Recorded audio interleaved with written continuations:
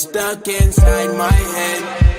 Remembering you and I analyze all those things you said. You told me you loved me. You kissed and you hugged me.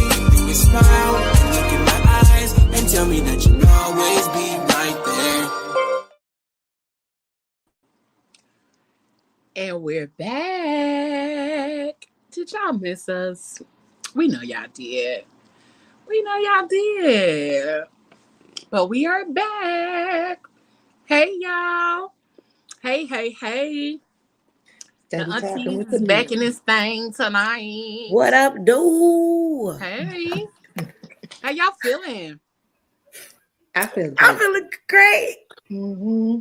Hey, but that stutter was like, I think, but I don't really know. I feel great. So motherfucking tired. But I'm here. I'm fine. Look, I got my oh, wait a minute. Oh, what I got? Period. A period. And I was That's like, I'm gonna look drink. Put it in my little glassy glass. In your little glassy glass. My Dem Crushes glass to be exact. Period. Because I'm motherfucking tired. But well, at least your pajamas cute. Well, thank you, girl. At least your PJs is cute. $20. Okay, $20. Where you get it from? Savage Fenty. She had a sale, and I was like, "Let's say less." Yeah. I need to order some. Hey, Auntie. Hey, gorgeous. Hey, girl. I'm so sorry. I was having technical difficulties over here. I was not prepared. But you made it, and you here. I made it. Hi, y'all. I missed y'all. I miss you too. Missed you, girl. You over there looking like you in a sauna. In a sauna. I wish I was. That'd be nice. You look real relaxed and like. I'm tired. It's been a beautiful day. A beautiful week, but it's been a long week. I did a lot. I'm just, just tired. It's okay. It's been a long, beautiful day. At least it was a long, beautiful day and not a long dragging day or a long bad day or a draining day. I've been talking a lot about that this week. Like, I've been busy, but it's a different kind of busy than it used to be. It's like things are filling my cup. So I'm thankful. Yeah. Auntie Shyt, I like this lip color. Thank you. Ain't that cute on her? Thank you. That's not a red. It's like a maroonish, right? Really yeah, like a little lime plumage, something like that. Yeah, I like it. Who's it by? I have no clue. I think it's NYX.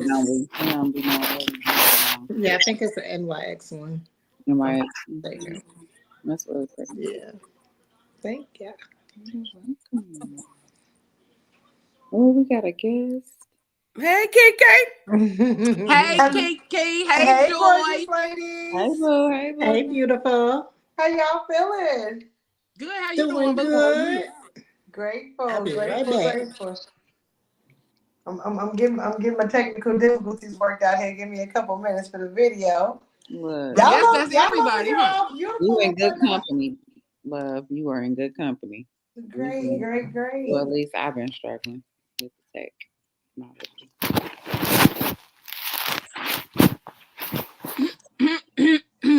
Hey, Leo, how you feeling? I'm good. I was over here finishing my last few chews. Girl, that's the part right there. As we are sitting up here, and I ain't want to be doing that on all the camera Thanksgiving festivities. Yeah, while y'all was over here chit chatting and stuff, I'm like, let me get my little few slurps of this broth. Last few bites. Couple of little sips of this broth. So I can warm up. What you have with broth? I made turkey and kale soup. Ooh. It's so good.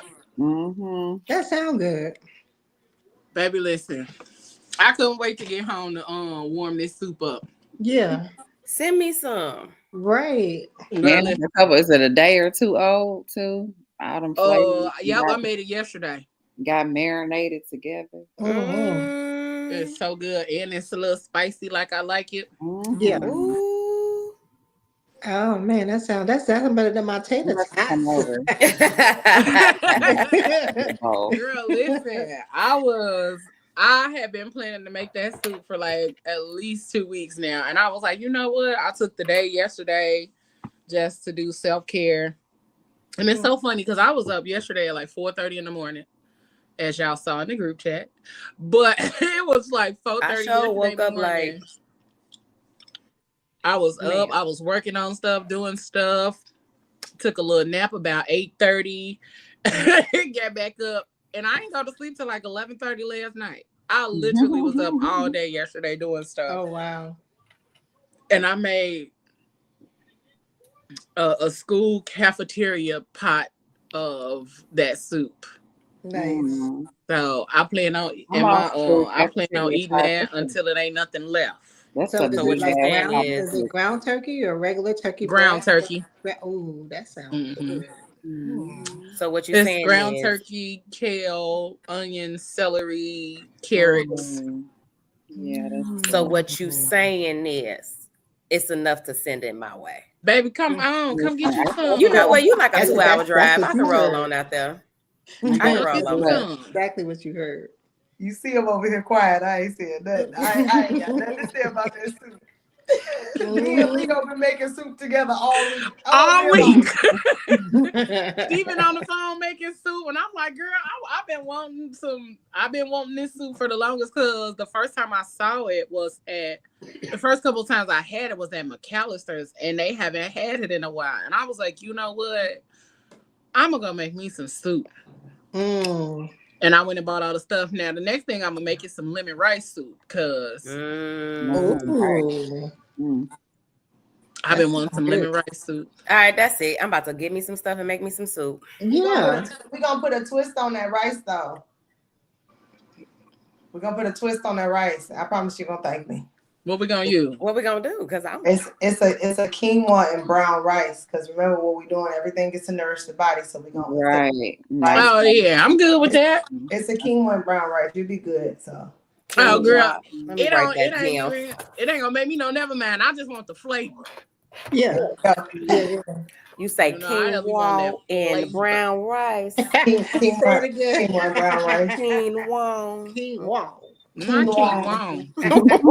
That sounds like a sexy black man. Quinoa. Right. Right. Quinoa. Hey, quinoa. Hey, quinoa. Your man is. You doing good? I'm doing good, son. How's your mama? Okay. You gotta do the cute wave with it. Yeah. How Auntie doing? Auntie, okay? I had cooked some quinoa soup. What kind of soup? Quinoa soup. Y'all silly. Hey, Moses. What up, Moses? Hey, y'all cute. Oh, thank you. Hey, Debbie. Hey.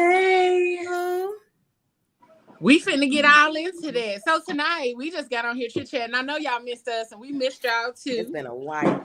And so tonight, the aunties, we just getting on here doing what aunties do, okay? We giving thanks and we talking shit, okay?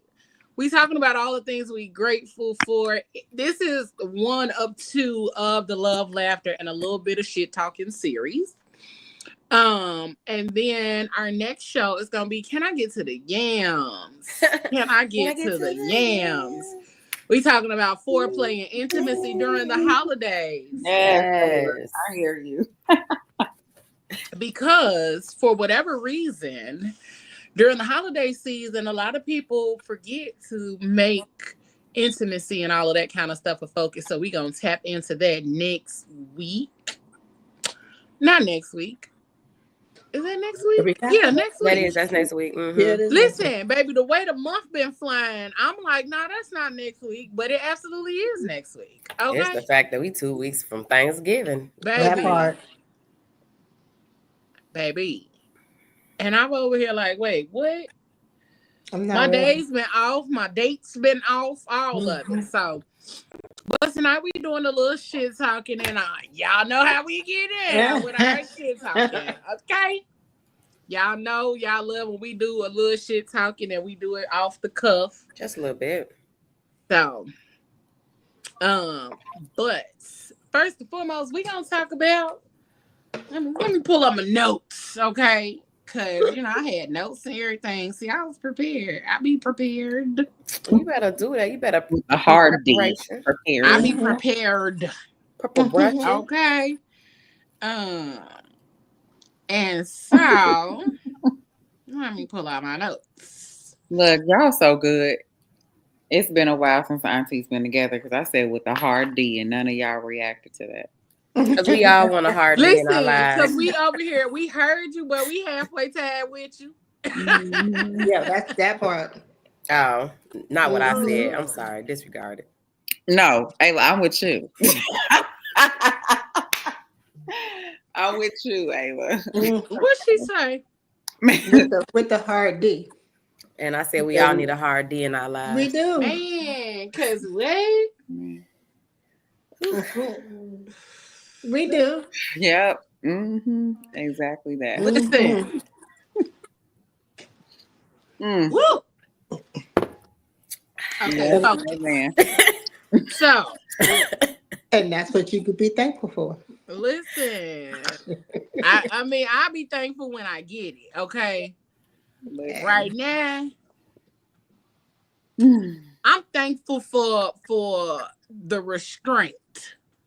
That's what I'm thankful for. Okay. Yeah, the self-control. The control, the discipline, all of that good stuff. Together. Yeah. I'm grateful for that. Because it's easy to, want it and all of that kind of stuff. And y'all know, like I've been saying it since my birthday that these 40-year-old hormones been out here doing a thing. They putting their thing down, flipping and reversing it. Yep. I was not prepared. Nobody warned me. Like y'all lightweight warned me, but I didn't know that it was gonna be. It's like that. I think I did. Force, I think I warned you. No, you definitely did. You warned it was her. like a lightweight warning. Like, I believe I said your hormones gonna get you, but I ain't know. Did you maybe not believe it? Baby, I could be driving, and next thing I know, my brain go, and it just take off, and it be somewhere else in Never land, and my passengers just be talking to me, and I don't hear nothing they saying. Because your mind is on something. Because, baby, I am somewhere else being nailed to the cross in my brain. Nailed to the cross. Baby, nailed. Welcome to the 40 and over. What you saying? She was spread out. Baby, sprawled, as my mama would say. Okay? Sprawled. You know what's crazy? Because, y'all know I'll be 40 in 3 months. I have friends who are literally going through the phase of what you're saying now. They haven't made 40 yet, but we're all about to be 40 next year. But all of them are experiencing it. I'm not experiencing it yet. And I'm so nervous when it hit me. I'm nervous. I'm like, it ain't hit me yet. I was 40 in 1 second, and something happened. Told you it would. It started a little bit before, but I didn't really feel it until that week after my birthday. And I didn't get back. The excitement then settled a little bit. But even right before, it was just ooh, I could feel something. And I'm like, I don't know what that is, but I like it. And then it just kept going. And I was like, Lord, cover me and keep me, okay? Okay. Cause only you can do it. Okay? Can't nobody do it. Can't nobody. Cause baby, it's been, but and I ain't gonna say it's been a struggle, but it's definitely been. I'm grateful for the aunties when they allow me to just randomly say what's on my brain and randomly vent and talking to Kiki and you know what's even funnier? Cause me and Mose be talking and I say be like, hey sir, listen, hey homie. And I be so tickled because that's a safe space and we be talking shit too. And I just be like, bruh. And he be like, bruh. But when I say somebody send help, okay? Send help. Cause immediately. Baby, immediately with a J. What does help look like? Does help look like? Yeah, what does help look like? Tall chocolate. Wow, okay. Yeah. Blue blackish. Come on, blue black. Baby. I love me a blue blackish looking ass. Slave. Baby. The one that be in the field, okay? With the hair like lamb's wool. Baby. That part. Looked like he was a civil rights leader. Mm-hmm. Look, I was off camera, but I was trying to chew real fast, but when she said slave, I had to come back. Baby.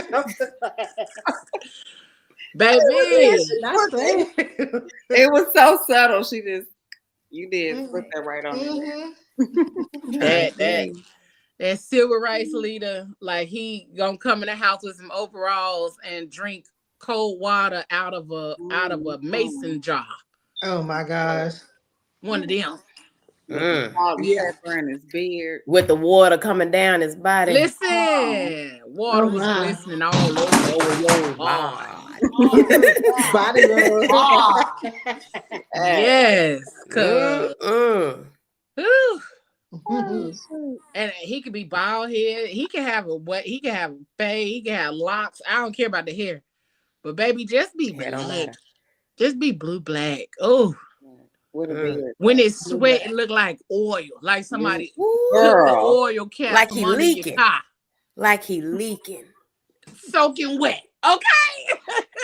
And there you have it. 14-year-old hormones. See? You see how far it went? I felt like I was just running them erotic novels just a little bit.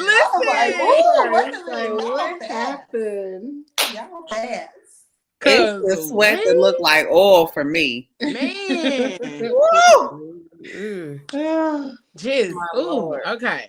He looked like oil and he got on the mechanical, the mechanic thing on. The overalls. The overalls. Yeah. But you know, with a straw hat and some cowboy boots. With that little try me. With the hay coming. With the try me. That is so funny. Oh my God. Let me go find me a white linen dress real quick. Not white linen. White linen dress and no drawers. Period. Okay. Because that's the one.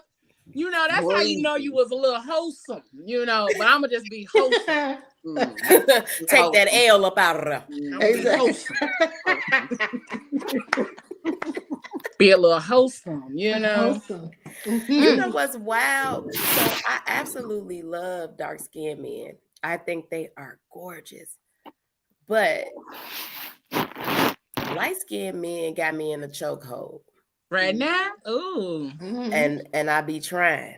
And I feel like, and I tell people this all the time, and I'm going to say it again. I feel like my grandma jinxed me.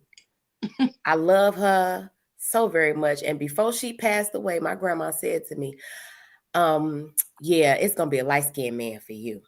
And I said, a light-skinned man for me? Yep, nothing else but a light-skinned man for you. And Lois, girl. So are you talking about Michael Ealy light skin or Boris Kojo light skin? Or I'm talking about they can't be darker than a tan brown paper bag light skin. Oh, you see who is light skin like that? Michael Ealy. Michael Ealy, okay.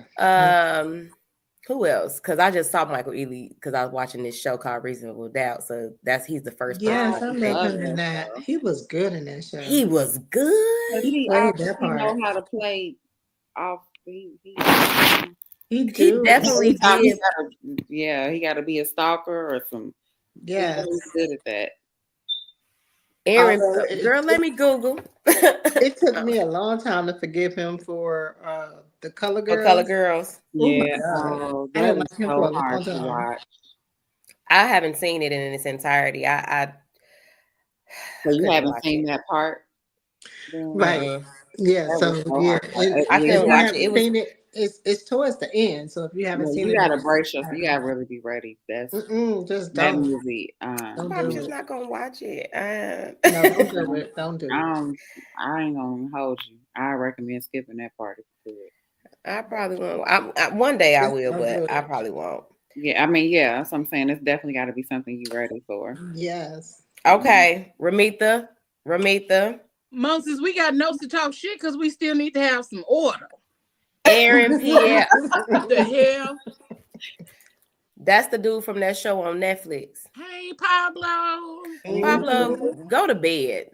What y'all lying about tonight? He needs Girl, to that's go. his favorite line. This is a loving space. Don't come on here choosing violence. Right, go line up your wigs. Chocolate and almond be with his almond self. David, you ain't lying. Line up the wig. Chocolate and almond with his almondy self. Almondy self. Yeah, I just Googled him. I know exactly who you're talking about. That man is fine. Let me Google him. Hold on. Let me find.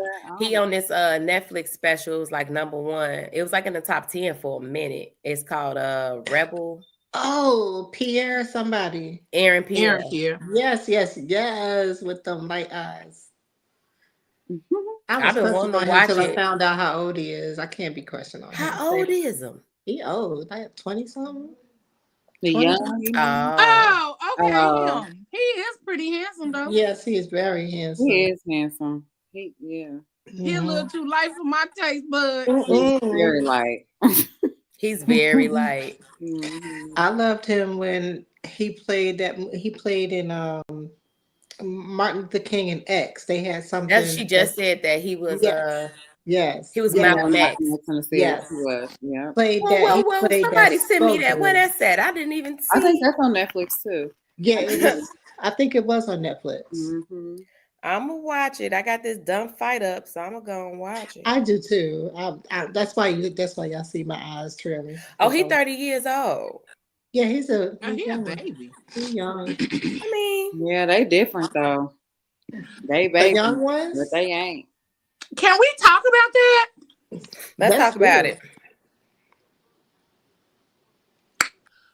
Because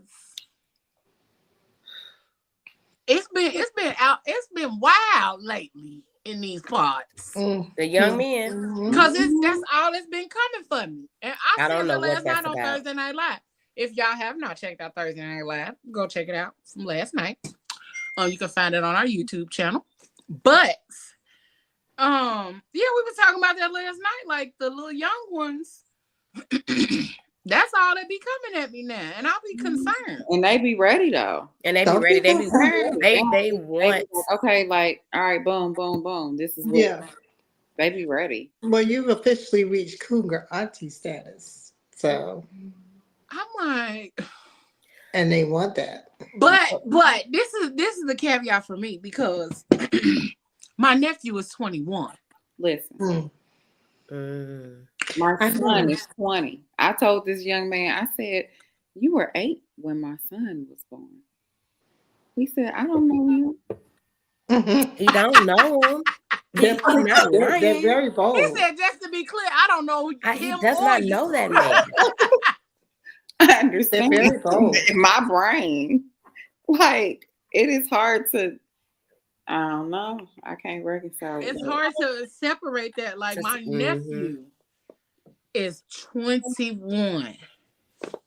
There is no way. But what you think would happen if you gave yourself permission to indulge there? Oh, I see Shell. Because it's like So when it's taboo a little bit, but give yourself permission to go. When I got It's not really divorced, taboo though. I mean, older women date younger men they do all the time. It's not really talked about a lot, but they do, and they be living their best life all the time. When I got divorced, it was it's like I was flooded with younger men. I was flooded with younger men trying to talk to me randomly out the blue. And I'll be like, all right, what is happening? Like, I'm like, I'm not cougar status yet, am I? And most of them didn't know like my age, but when I say, they'll be like, oh, I'm 30 or I'm 28, or I'll be like, what? But they would be this age and they would be established. They would be ready. Like they want a relationship. They want to commit. Like when they want I to be say married. they want to be married. They want the light. They want all of that. And they're 28, 27, 32, 25. Like 25. And I'm like, 25. I'm like, sir, I don't know. But no. No. See, I had to turn them down. So you I haven't think I given would date anybody my son's age at all. Like my son's 37. So I mean, they could play video games and stuff together, girl. See, no. And see, for me, I'd be so concerned. Like, how old is your mama? Like, do I know her? Leo, that part. Because I would feel a way if somebody my age was trying to talk to my nephew. So I also put a cap on it because my nephew that passed away I'm 40. He would have been 32. Mm-hmm.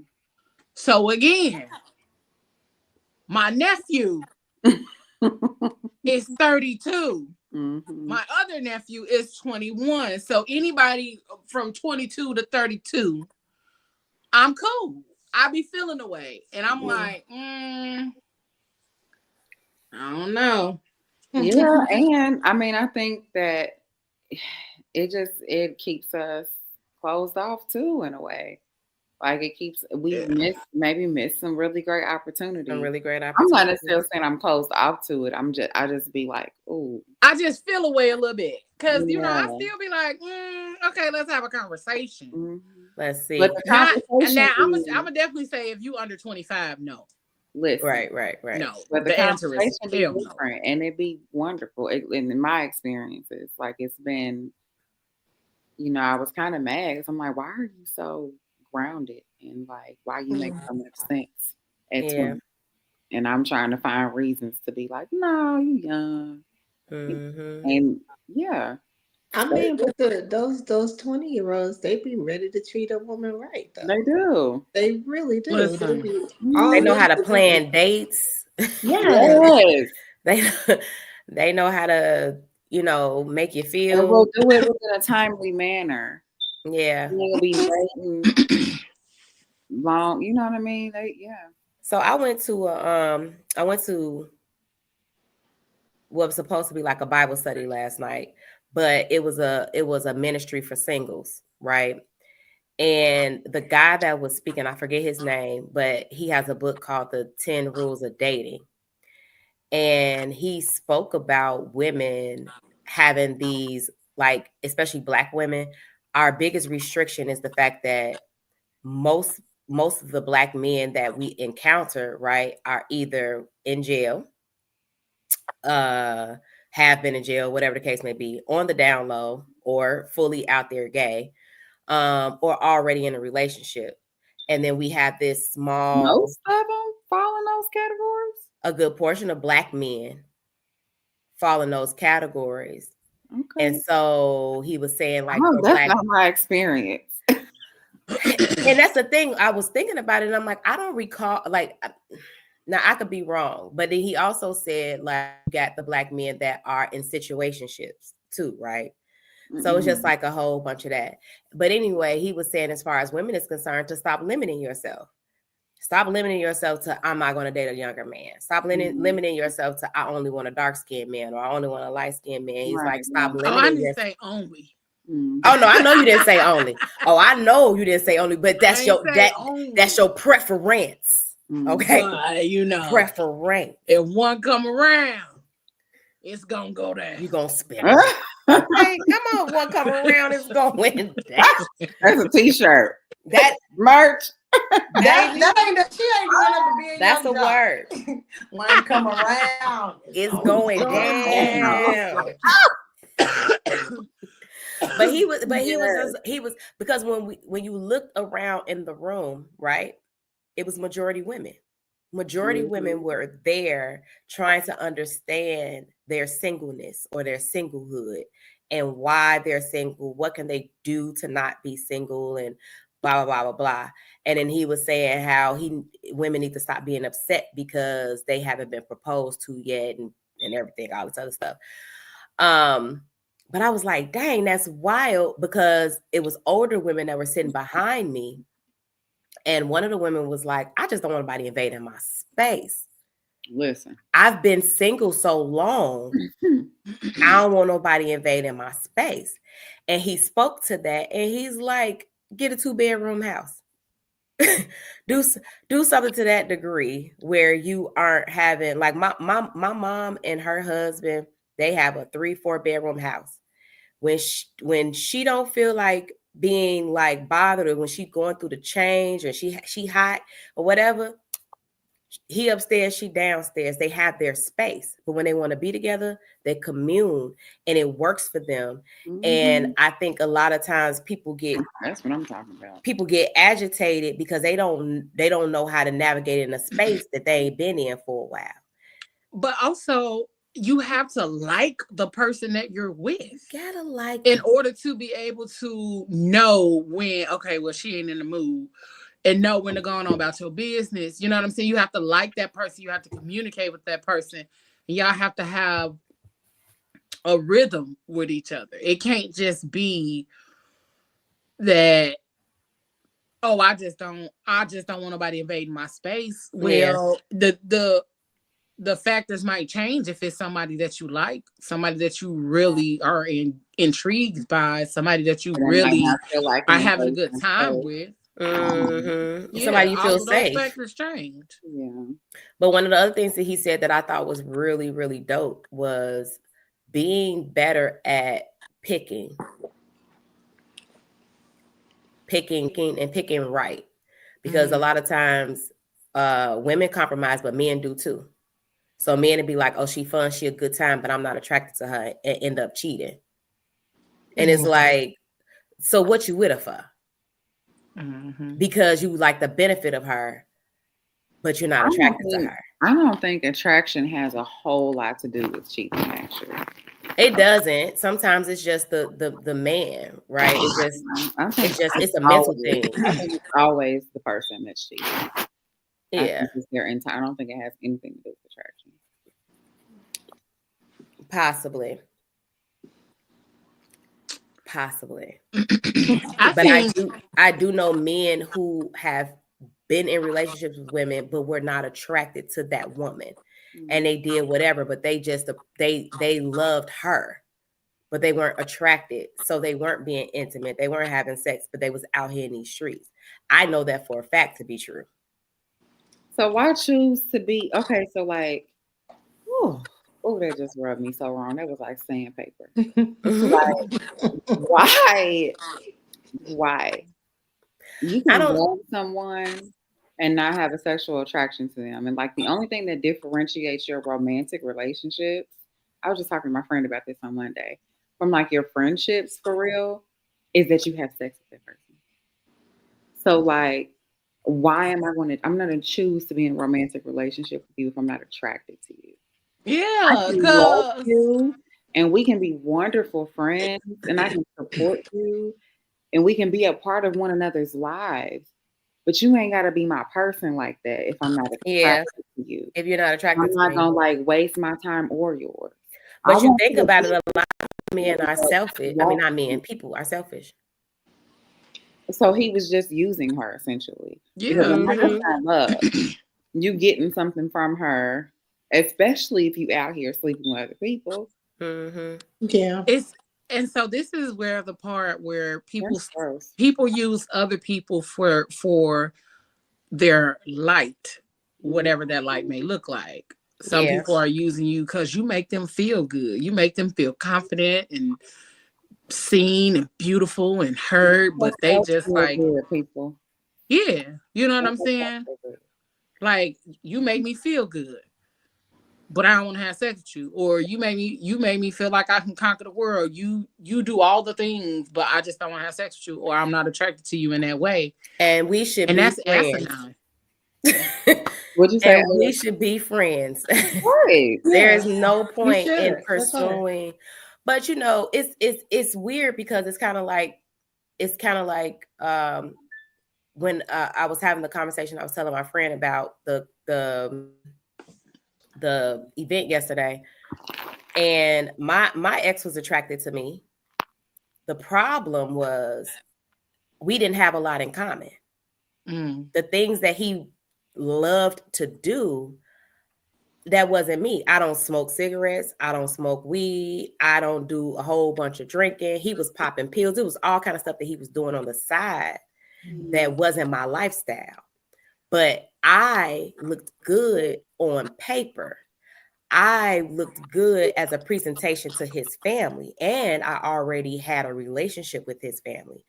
So for him to cheat with somebody else, it was, I'm cheating with her because she feels all these other things in me that I love and I enjoy. But my wife is what is like the picture of what I feel like a wife should be or look like. This girl ain't that, but my wife is what I think a wife should be. So I'm gonna have my wife, but I'm gonna be out here in these streets messing with this girl and that girl because it's more appealing and it's fun and it's adventurous. But then when I get home, I just want the structure part of it. But I don't want my wife to be fun and adventurous because I could, like, y'all know me. I like to do shit. But when it came to my husband, it was like, nah, it's at home, cook, clean, sleep, whatever. It was that. It was the structure part. But all the outlandish stuff was that. So it's like sometimes I think, and one of the problems I think with a lot of relationships or marriages in the nutshell is that people aren't having those conversations in the beginning. And that's what he was saying, having the conversations about what you like and what you want. And don't be so quick to say, this is what I need, this is what I want. Instead, say, hey, what do you think about this? Because now you can gauge their opinion before you give yours, because a lot of people will try to play into that because they want to keep you around and they want to keep you in their lives. So now they're gonna play into, oh yeah, oh you like singing, so do I. You like ice cream, so do I. I'm lactose intolerant, but I was having this conversation with a friend of mine last month, where we talk about like what we need or what we want in a person, and so many of us just don't even know. And so we can't even recognize it, whether it's there or not, because we don't really know what we want, and really because we're not even giving that to ourselves. Yeah. Right. So I have tried to, especially in this last year, a friend of mine, my really good friend Ryan, I really, you know how you be having those conversations with your friends and you be wanting to like hang up on them because they be messed up. Kiki. Right. I was talking to her last year. That's me and Kiki all the time. That's me and you all the time. Be talking on the phone with your friend and they done mirrored you and now you want to hang up. Just want to hang up. Yeah, because now you see yourself in them. But I was telling her, like, talking about, soft life, you know what I mean? Like, and she was like, well, Joy, if we want a soft life, we have to give it to ourselves. And I was like, okay. I don't want to give it to myself. I want them to give it to me. You know what I'm saying? But, and I stayed mad at her for about 24 hours. But then I really started to think about it. And I'm like, she is so right. And so this year I've been like more intentional about putting that into practice. Like making sure you're going to buy your own flowers. You're going to take yourselves on dates. If you want to go on a trip, you're going to go. You know what I'm saying? Just really loving on myself and treating myself the way that I would want somebody else to be treated. And so this is my standard now. Mm-hmm. Every day, this is what I'm giving myself. So I'm not going to take nothing less than from nobody else. Mm-hmm. Like either you're going to meet me here and I will be able to feel that same vibration, if you will. Right. Because that's where I'm at. And if it's less than where I'm at, what I find now is that I get irritated. Mm. And it just be like, it don't necessarily be that they doing something, but it just be like, ooh, I just don't even like, even if it's just a text message, I can feel it and it'd be like, ooh, no. And so I just quit. I don't even try to like make it make sense no more. I was like, oh no. But yeah, because that sounds like you have set the boundaries for yourself. So anybody else that come in and don't meet those types of boundaries is already off-putting to you. It Like you is. said, I that, can't that even. text message, you don't even try to figure it out anymore. You like, forget that. That's not where I'm at. Yeah, it just be like the ick. I was like, no. Mm-hmm. Yeah, you get the it because you like, ugh. Yeah. Yes, exactly. Yeah. Like, what is that? Mm-hmm. Just What not are you for me. saying? And it's not like that there's something wrong with those people. It's just like, oh, this is just not for me. Like, I had a conversation the other day and the disconnect was so wide. Like, they just weren't even, I was like, wait, what are we even talking about? Like, I said this thing and you didn't even like Didn't hear it. understand what I said. And I'm like, I don't want to walk that far. I don't think it would work. Like, I don't want to walk that distance to meet you where you are. We're not in the same place. And that's okay. And so it's cool. I'm good. Yeah, I feel you. I tend to once I first started like trying to date again after my divorce, I was turned off by everything. I was turned off by everything. I was like, because the first reason why everything was because I realized that I was in this dating pool that everybody keeps saying is full of piss and shit. And so I was like waiting for like all the piss and all the shit that everybody said was out here. And I encountered it a few times. I had a 24-hour stalker. Okay. I had a 24-hour stalker and I had a whole bunch of other little different things that happened. But I ended up being very intentional, like you said, Joy, about if I am going to be out here, I'm going to be meeting people, I am going to be dating, be very intentional about just really enjoying, right? Enjoying the dating experience and enjoying getting to know somebody. Because ultimately, yes, I want to be married. I always say I was never married, but then people always be like, girl, you was married, it was a whole ceremony. Okay, whatever. But I want to be married. I want to be a wife. I want to have the family. I want to do all of that. If it doesn't happen, then it just doesn't. But I still do want a partner that I can do life with, grow with, we can build with, and make history with, generational wealth, whatever the case may be. But we're creating experiences. I'm gonna make history. Make history, yes, and generational wealth, and do something where we're leaving a footprint somewhere, right? We're leaving a footprint with the people and we're making an impact in people's lives somewhere where they can say, man, these people are dope. He's dope, she's dope, they dope together. And because of them being in my life, it created something special for me, or it made me look at things different, had me a different perspective. It made me happy, whatever. And that's something that I really, really want to do. And so now I'm like, I just want to enjoy the whoever I'm dating. I want to enjoy them because I feel like if I'm able to enjoy them, it takes out all of that stuff of me being like, well, what's your 5-year plan? What's this? What's that? What's that? Because as you're enjoying life, those conversations can happen. It don't have to always be. So what you trying to do? And that's the part. That's the part about it, though. That's the part about it is that people aren't having conversations. Mm-hmm. Like, I mean, of course, you know, people are, but there are also people who aren't. Yeah. And they find themselves in these situations where it's like, how did we get here? How did we end up together for 2 years and I don't even know a Know lot of you. these things about you? I don't Mhm. know you in this way. I don't know you in that way. I don't know your goals, your dreams, your thoughts. Like, and a lot of people realize after all of the thoughts and consideration that the reason that they were together for even that amount of time was because they had sex. Yeah. Mm-hmm. And the sex made, The quote Lulu. unquote, made up for the lack of what they knew about each other. There was no real connection. They were Mm-hmm. attracted, they had sex, and therefore that was all it was. Yeah. Mm-hmm.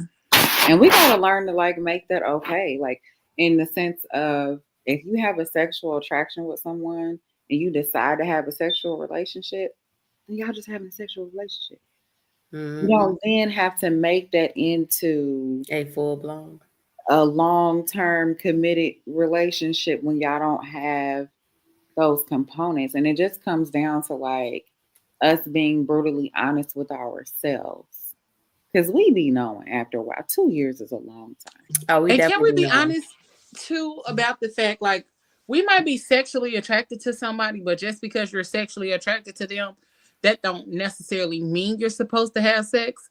Maybe you're sexually Yeah. attracted because you're supposed to manifest something else with that person, Mm-hmm. not necessarily having sex. Mm-hmm. Like, sorry, But like what though? sorry. I mean, it could Like, be. It could be you a know what I'm saying? You multitude could of be things. sexually attracted to somebody, but you're supposed to do business with them. Yep. Exactly. You're supposed to do business with them, or y'all came into each other's lives, and the attraction was what brought y'all together, so that y'all can have the conversation and realize like this is what we're supposed to be doing together. Mm-hmm. And y'all might have wanted to have sex, or even got to the point where it got real tense and a lot of shit happened, but y'all didn't actually do no form of sex and realize like, nah, this ain't it. Yeah. So what else we supposed to be doing? Because I fucks with you and I want to fucks with you, but what we doing?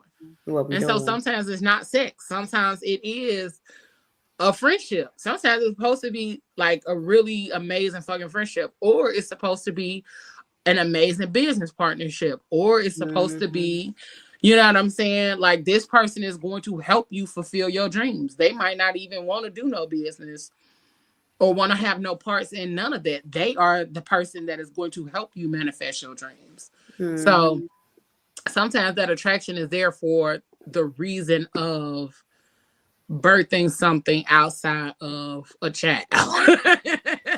Birthing something, but it ain't no babies. It ain't no orgasm. Listen, that either. But this is what I thought about. Hold on. This is what I was thinking about when we were talking about like no longer dealing with certain stuff.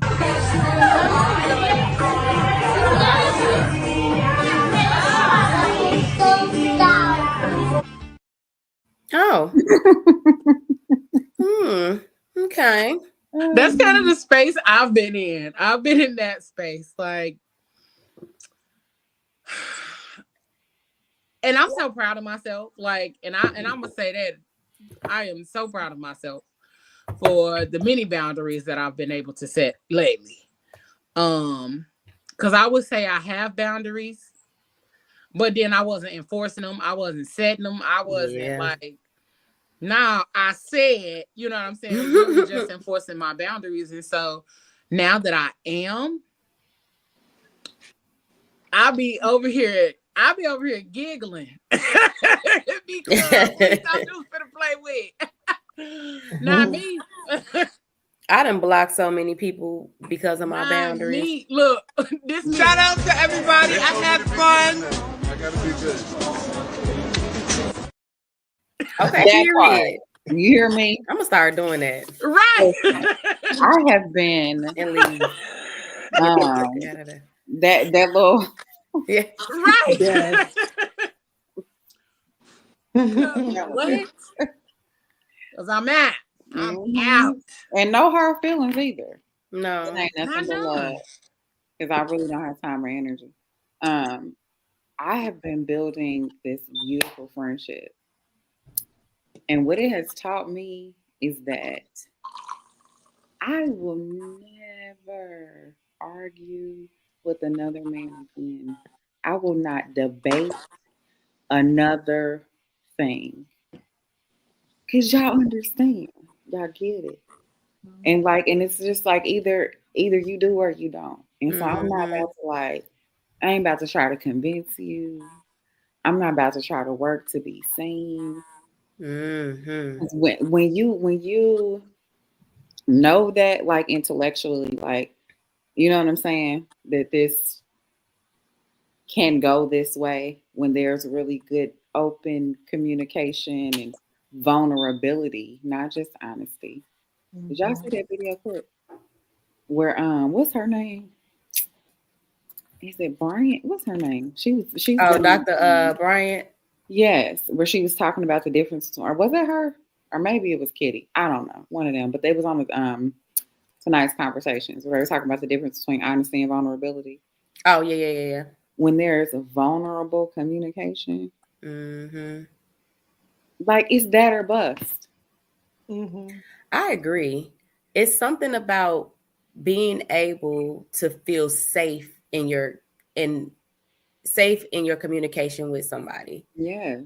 I remember having a conversation with a guy before, and he was just like, he's like, I don't believe in like the whole best friend thing, right? As far as Mm-hmm. your spouse being your best friend. And I said, well, I believe in it, and the main reason why I do is because I have best friends. Mm-hmm. And these women know everything about me to the Mm-hmm. point where they can see me from across the room and know, oh, Ayla about to go in. Let me Mm-hmm. get over there and get to her.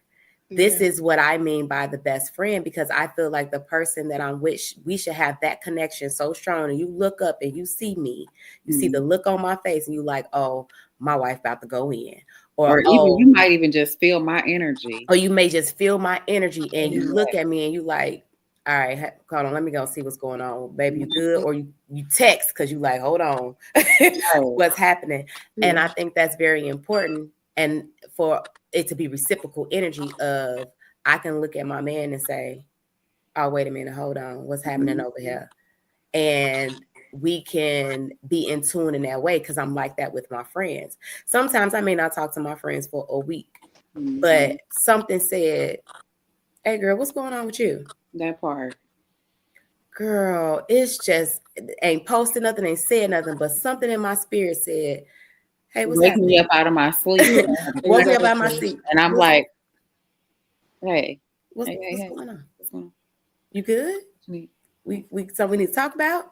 Mm-hmm. You know what I mean? And I think it's vibrational, right? To Mm-hmm. have a friend like that. And if you are vibrating on that level with your spouse, I feel like that's powerful. I feel Mm-hmm. like that type of connection is powerful. There's so much you can do with that. There's so Have much you y'all can read The grow and Mastery of build Love? with that. Hmm. Have y'all read The Mastery of Love? I haven't. No, but didn't somebody post about that? Who Me. posted that? That was you, right? Okay, let me write that It's down the in so my the book same book list. that we're reading. Okay, y'all. So PGC has a book club. We We are do. reading the Four Agreements right now. The Four Agreements and the companion book. So join us in the book club. Please do. It's called The Book Nook. But it's the same author. So ideally you would read the Four Agreements first, and then I think Master Yourself, and then Master That's Love. your love. Mm-hmm. No matter. I started with Master Love first, and y'all, Yeah. Good book. I'm when gonna I get say it now. Now that you said it, yeah. it is a life. It has changed my life like so quickly. Just like I just yeah, just like Mm. instant. And then the biggest thing was just like it's so many profound, simple truths in this book. It's really easy to read. It's Mm-hmm. $7.44 on Amazon. Like Yeah, the books aren't super expensive, no, and they're not not no real thick books. They are designed for you to read them, love but Yeah, chapter. easy read. It's retain it. very simple language. Like you're not gonna have to, you know what I mean? It's not like super heady where you have to look words up and stuff. It's really simple. Mm-hmm. But the biggest thing was like it just allowed me to offer myself so much compassion and forgiveness. And then I was just like, I mean, it's a game changer. Everybody needs to read the book. I'm with you. I'm actually gonna throw it in my. I'm throwing it in my my cart because I said I was going to buy me a couple of books because I want to get back into reading more. Here's the thing: I got like 4 books on my nightstand. Okay, right? I love me constantly. I got them on, and I was like, I have to be better at continuously reading because I find that when I'm reading certain things, it's literally feeding my mental, but it's feeding my spirit and it's encouraging my growth. Yeah. On top of allowing me to look at myself because I've been reading more not necessarily self-help but more of life. I call them life books, right? I do have a couple of fictionary books, right, that I'll read, fiction books I'll read. But even in those books, I find myself connecting to like the characters and stuff and seeing myself in them. That's the reason why I absolutely love reading anyway. Because it's an escape. In general, I feel like it's just so moving. You know, plays, theater, movies, when they're really well done and communicate their human experience. And there's times when I'm super visual when I'm reading certain books. And so now my mind is in that, it's like I'm in that space. I'm there in the middle of whatever is happening at that moment. And I'm like, I see me frolicking through the woods. Yes. Looking at this, that, and the third. But yeah, definitely. I just wrote it down because I remembered you saying something about that. So I got to get into that. But I do love that book. I love Which The one? Mastery of Love. Oh, okay. I have read that book on 3 different occasions, but I never I make it to the end, but then I don't make it to the end. Yeah. Because I go back through it and keep reading it and reading it. But he has like so many books. The 4 Agreements, The Fifth Agreement. The Fifth Agreement is a book that a lot of people have not checked out, but The Fifth Agreement is just as mind-blowing as the 4 Agreements because the Fifth Agreement goes into the 4 Agreements and in a different way, and then it adds the 5th Agreement. The Mastery of Love, The Mastery of Self. He has a book called Beyond Fear, and I have that book too. Oh, I haven't seen Beyond Fear. I bought it at Go get all the books. Yeah, I got that one. And join our book club. Come along. Yes, the book Come club. on in the book club. Book Nook. I got books in my bed. Listen, that's what I was over here doing. I was over here looking for the damn books. Oh, wow. Looking for Mastery of my Mastery of Love is on my altar. Mastery of Love. I know it's around somewhere, but I also for me right now. I had to put that thing on there and pray over it in my life. I first came across that book, and I was reading it on my phone on a PDF. That's rough. And then I came across it like on a website, and it was free. And I was like, "Bro, I'm finna read this book. Come hell or high water. You over there like this? Read the book. Look. Listen, it was. That's how good the book was that I was this close. Reading because it was that good. That good, yeah. The highlighting that I'm doing in these books, like I got notes, and it's just so y'all. He has a lot of books that are really 3 times the charm, simple but impactful. Yeah. His books are easy reads. Yeah. It's not like you reading a college dissertation with all of the $2 million words in it. Yeah. You did something that over there with a thesaurus so you can make sure you know what the hell. Right. Nah, he got simple reads. You know, did something that I can't do with my books. I can't highlight my books. I don't know why. Something don't let me write. Oh, I love that. I love highlighting. Ever read my books behind me? So I was like journals so I can leave them behind when I die, so they can understand all my shit that they don't understand now. Maybe I can't articulate, but anyway, I would love for them to like see my little notes in the margin so they can see my brain. But I love to write in my books. I write and take notes and like. That's why I don't like. I mean, I don't mind audiobooks, but I definitely love a paperback book. Mm-hmm. Yeah. Like I am currently listening to Viola Davis's book. I wanted to listen to hers. Finding Me, and listening to the book because she's the one who's narrating it. Yeah, is super dope because I did not know her story, and listening to her in this book, it is like, oh my God, like, bitch, what? Like, that book is hard. Really? It's hard, but it's also like triumphant. Yeah, very much so. Like I just started it. And so this is why I say I be ignoring my passengers because sometimes like my earbud be right up in this thing and my book be playing. I be hearing the book and the directions. I'm gonna get you to where you going, but don't disturb my book. That's right. But her book, and then right before I listened to her book, I listened to Bamboozled by Jesus from Yvonne Orji. From Insecure. Oh, okay, yeah. And that's a really good book too. That's a good book. Okay. Yeah, that's a really good book. I like it too. Yeah, it's one of them where it's like, girl, yes, like you say that a lot. I know I say that a lot listening to her book, but it's called Bamboozled by Jesus. I wanted to listen to Jennifer Lawrence's book. Jennifer Lewis. Jennifer Lewis. I said Lawrence. My bad. Jennifer Lewis. I'm like, I didn't know that white girl had a book. No, the wrong Jennifer. Jennifer Lewis's book. Her. I love her. I was when you said that, I thought she was related to Martin. I was like, Martin Lawrence got a. Michelle, put the glass down.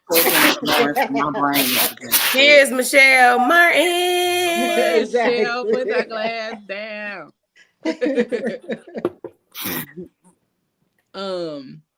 But yeah, it's been a lot of good books that I've come across lately. Just but that's been part of my self-care. That's been part of my my taking care of myself is reading and journaling and working on having a morning ritual and an evening ritual, because those things are important for me to be able to be my best self, to not be so tired, to invest in some vitamins, you know what I'm saying, and all of that kind of stuff, because Kiki will be the first one to be like, friend, did you take your vitamins? That's why you're tired. You ain't even taking no vitamins. Who do y'all, speaking of vitamins, who do y'all take? So I haven't tried Black Girl vitamins yet. I want to, but then I also wanted to try the vitamins by Styles P, I think it is. Yes, they have a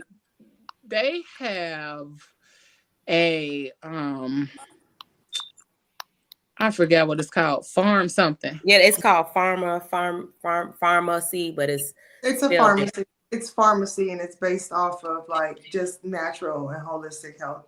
Yeah, exactly. Vitamins are cool, y'all. Vitamins are definitely cool, but primarily you want to be getting your nutrients from your food.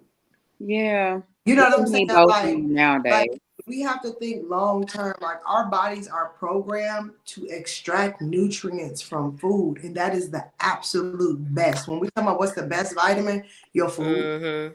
You know what I'm saying? If you have the opportunity to add some like healthy supplements in the rising, like some beetroot powders, like if you're talking about like things like that, sea mosses, things like that, try to put it in with your food. If you can, some good sea moss. A multivitamin, a multi-mineral, and things that help with hormones and balance as well.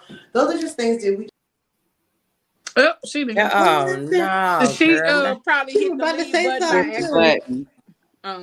Not you spitting and then you leave, girl. Come back. She'll be right back. I've been trying to figure out like foods, right, to take because I get inflammation in my body a lot. So I've been trying to figure out. We can do a consultation, Ayla. You know what?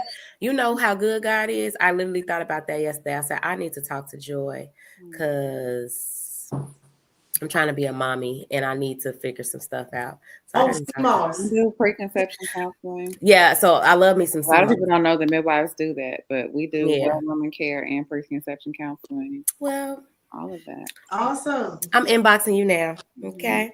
Yeah. Schedule a time. Okay. Do this now. You're a midwife? Mm-hmm. How I had a lady approach me the other day about taking the doula courses. Mm-hmm. I was thinking about it. I'm like, let's see. Yeah, and you can be a doula without taking courses too, if you don't want to go that route. But I'm a registered nurse already, so that's what they were saying. It would be a real easy transition for me. But I like to have training from the for sure. You know what I'm saying? Mm-hmm. You're dealing with two lives, not just one when it comes to the little babies. Yeah, I just tell people like doulas are so valuable, and you can still offer so much without. I mean, with you being a nurse and you know that it's a different, but like people just getting started, you can still offer so much to a family without spending thousands of dollars trying to get certified because you don't need a certification to be a doula. Okay. So I just try to encourage people to get started, and you can always go back and take a course. But there are so many books that you can read to start. So put me in line behind Ayla. I'm sliding your DM afterwards. Okay. Got you. I definitely just messaged you. I ain't. Yeah. I definitely just messaged you. Right, that part. That's so right. Are you on the, Put your glass down too now, damn it. side or more on the holistic side? Huh? Are you more on the science side or more on the holistic side? So holistic. I am a what would be thought of more as like a traditional midwife. So my credential is CPM, not CNM. Perfect. Okay. Yeah, and so it is very much like herbs and nutrition, and we do a lot of. I always tell people like what you were saying. Yes, your first baseline is always going to be what you put in your mouth, right? It's food. Optimize your nutrition for sure. Our food system is so different though now. Mm-hmm. Like our soil is not even as rich, and it's runoff from all of the sprays and the chemicals. It's plastics and everything. It's, you know what I mean? Like we are just not getting the same. Dr. J is a mess. So what is wrong with you? Nutrients. So it is a thing. Microplastics are a thing. Yes, everything. You can't get away from it. Did he say, look at Kiki Wi-Fi working this week? Don't play with me. I got upgraded. Wait, did he say, man, never mind. He always starting shit. Anywho, but yeah, the microplastics, the microtoxins, the blockers, the endocrine disruptors, all of those things. It's not a conversation. Yes. And it's like, when you try to open up and have these conversations, which I don't have many platforms that I can speak like this in, people are like, you just can't eat nothing. Sis, I'm trying to find out what I can eat. I'm not trying to hear about all of the barriers that are in place. Yeah. I'm glad this information is out here about microplastics and forever chemicals. Like, did y'all see about the leggings and the forever chemicals in the leggings from Lululemon or whatever? Yeah, I heard about that. So you mean to tell me your skin is your biggest organ. Yeah. It absorbs everything. This is why I wear panties and panty liners. I don't let the coochie be not the liners. Depending on the type of liners too. Even with those liners, cotton panties, or you can do like fabric liners. But not the liners. The liners have so many toxins and chemicals. Even the stuff that they make them with, it's like, why y'all putting bleach in there? And remember, like, right, but what about those fabric ones, right? You can get the fabric like washable ones. Yeah. This cotton or hemp. Okay. Or bamboo. Oh, that's lovely. Yeah. And it's just, I feel like we just have to get away from being so discouraged by knowledge and understand that it's help us. Yeah. And it's a tool because we grew up I know y'all used to see, if you Google a picture of a person eating a salad right now, you're gonna see a white person eating a salad. You know what I'm saying? True. The culture is just now learning about health and wellness, but I grew up in both. I grew up in an all black community and an all white community. You get what I'm saying? My friend, we had fresh vegetables and salads and things like that in my high school. You get what I'm saying?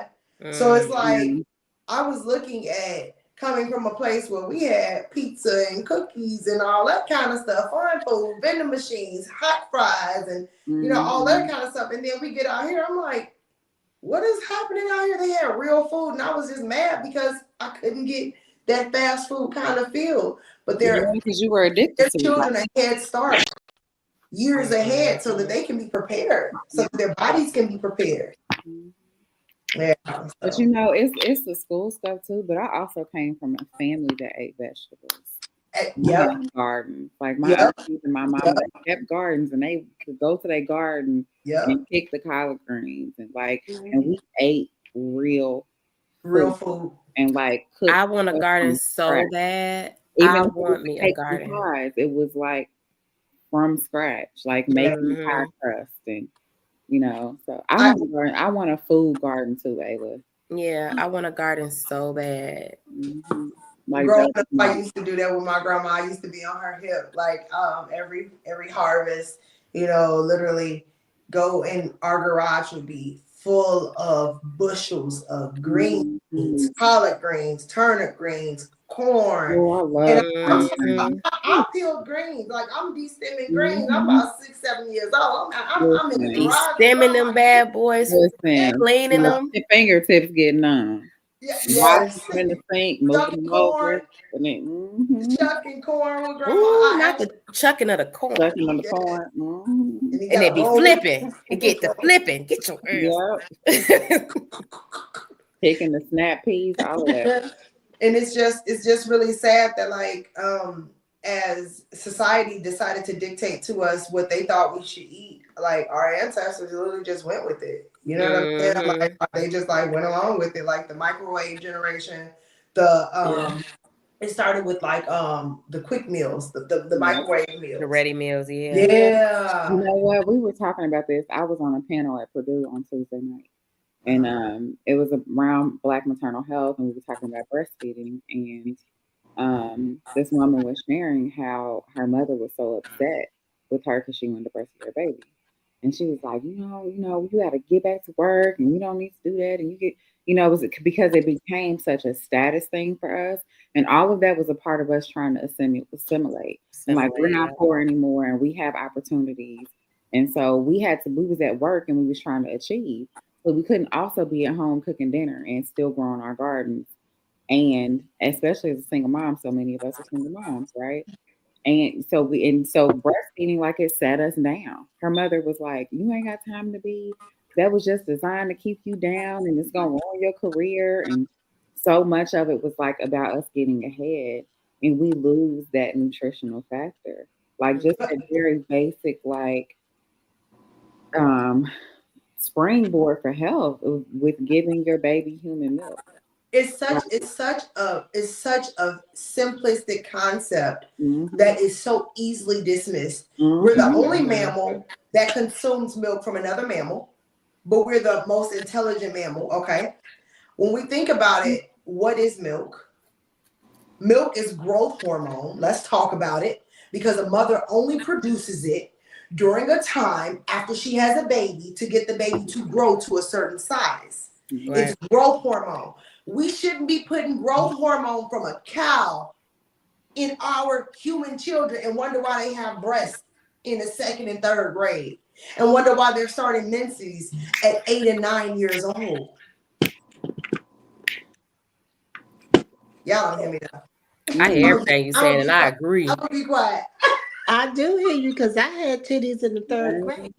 I had titties in the 3rd grade too. I had ass and titties in the 3rd grade. That was when it started to change. That's when it started. We all did though. No, No, I ain't real fool. No, but I'm saying It was the reflection on her face, like I was out there laughing. It was. I was laughing. I ain't gonna hold you. I didn't even have A cup. I didn't even see A. I went straight to C. I didn't even see A. You had all that milk, huh? Hell yeah. Vitamin D. Captain Crunch in the morning with the cereal and the milk. Yeah. You know how much milk I drank as a little kid? I had titties at 3rd grade. That's real. And my period at 9. So I had mine at 10. You see what I'm saying? I would have shat At if 9. I had my cycle at fucking 9. No, I it's had a thing. I had mine at 10. I know it's a thing. I'm just saying, me myself personally, I would have shat a brick if I would have got my cycle at 9. I was 11 and I still wanted to shit a brick. I was 13. I got mine before they even had the I was 12. The pad that sticks in your underwear. I had that shit with the belt. So that was not hold introduction. That was the thing. You're not gonna go past like that. What is a belt now? My mother told me about that. Yep. So that wasn't cute at all. So what you mean, like so what you mean, your face? Huh? A strap-on pad. So it's a strap-on pad. Absolutely. Absolutely. Wild business. It was at 9 trying to make that shit stay in place. Trying to strap your pad on. Strap my The pad. ones that stick in your panties don't even want to stay in place. That part. So Fuji lie. You better relax, Fuji. Girl, not her social start with 1. Oh, Paula, go lay down. It do start with a 1, but you know what? She need to shut up. But that's wild.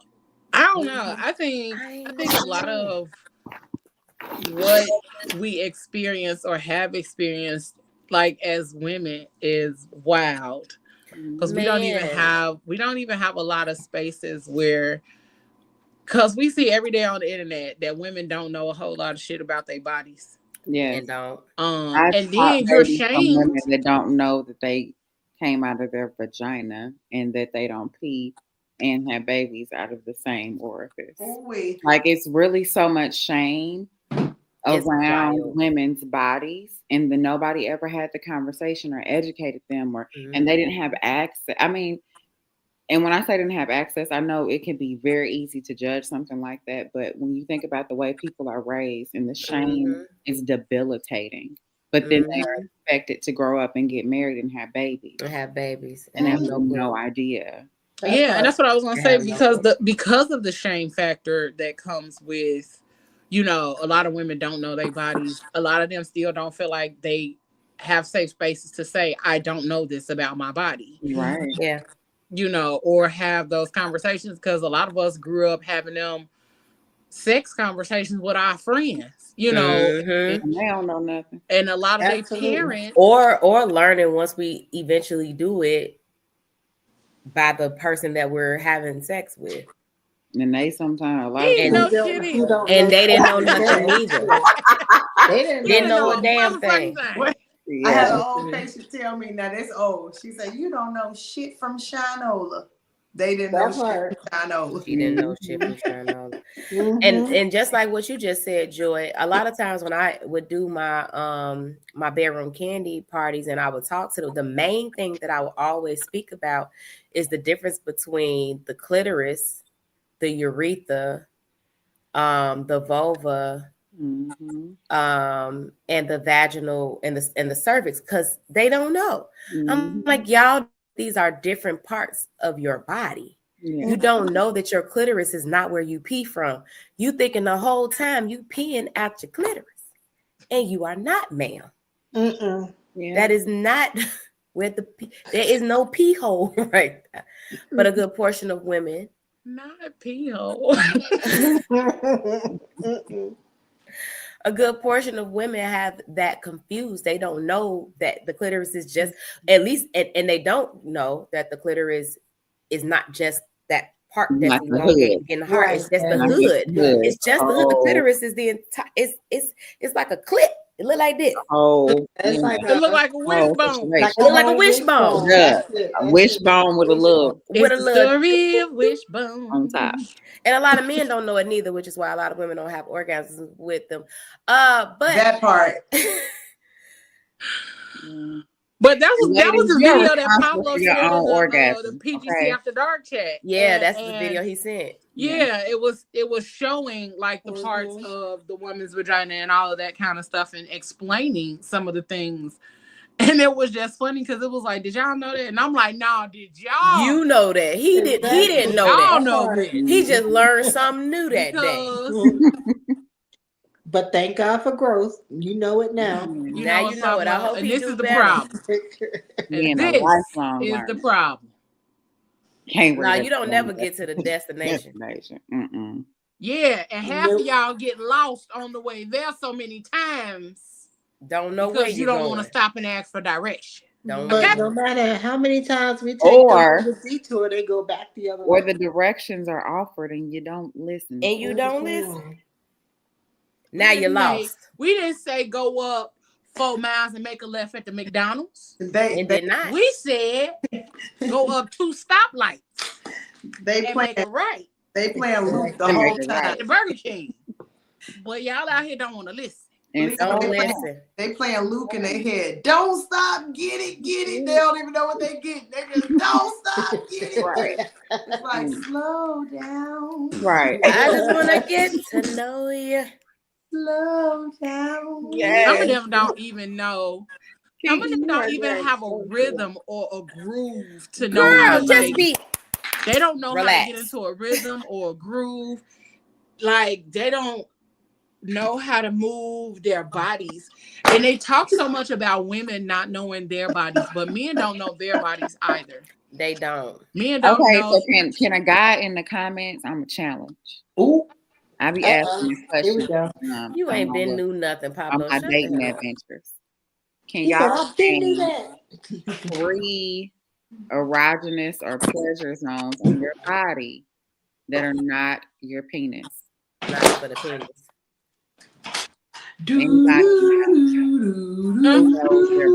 Okay, because can y'all name it? We don't want to believe. We gonna see because I think Pablo the only dude in the comments. Oh dang! I thought Moses was there. He left. He probably be back. He probably back and forth or whatever. Yeah. But even just those things, like not knowing what they truly like because they are afraid to kind of venture into other things outside of getting head, and you know what I'm saying. But then also, we be shaming the fuck out of them when they do venture out into other things too. So it's like it depends on how far you want to go. I don't yuck nobody's yum. I'm not gonna judge nothing you did. I'm not judging, but don't bring some stuff my way. You know who to. I mean, yeah, that's cool, but I don't yuck nobody's yum. If that's what you like, then hey, that's what you like. But it might not be something for us to do. Right. That's right. I'm not gonna yuck your yum. Yeah, I ain't gonna yuck you. Well, I'm not yucking either. But what I'm not going to do is strap on something so that I can help you do your thing. Wait, I'm not going to do that. Right. What? I said, where did we just go? I'm not nobody's young either, but I'm not strapping on something to help them get to wherever they can. Oh, okay. Okay, yeah, I didn't hear the not. No, not. No. I was about to say, tell me more, Auntie. I'm not going to. Because we was finna go down a whole nother pipeline, okay? We was finna go down that pipe they went down on Shawshank Redemption, okay? We was finna go down there. I'm not going to do it. I'm not going to do it. Can you see me trying to put that thing on in the first place? No, because you was like the size of a munchkin. But by the time I get it on, I ain't good for but two pumps and I'm over. So if you don't get it. Yeah, come on, Auntie Cheryl. She said, you said if you had that thing on, it's 1, 2, we through. 1, 2, buckle your shoe. 1, 2. You're in trouble, baby. That's all for you, okay? That's all you gonna get. That's all I get. And that's the crazy part. Like, it's so wild. And I have been having that conversation more than I have liked to lately. And I'm like, I had to ask the auntie, like, do I look like that's something I do? Or like, do I give off that kind of energy or something? Cause oh Lord. Yeah. Not No. Cause I'm like, you got that Leo energy. You know, y'all could be a bit dominant. No, we are lionesses. We Yeah. ain't. No, it is a very sensual lioness situation. Okay? I don't know. I've We never ain't- experienced a Leo. I just don't know. And that's what I'm like. No. Well, let me speak for myself. I mean, put us all in a basket. I feel like for me, it's the randomness of the ask. Well, you give off that energy there. Give it to me, nigga. Like, I mean, yeah, I give off rar.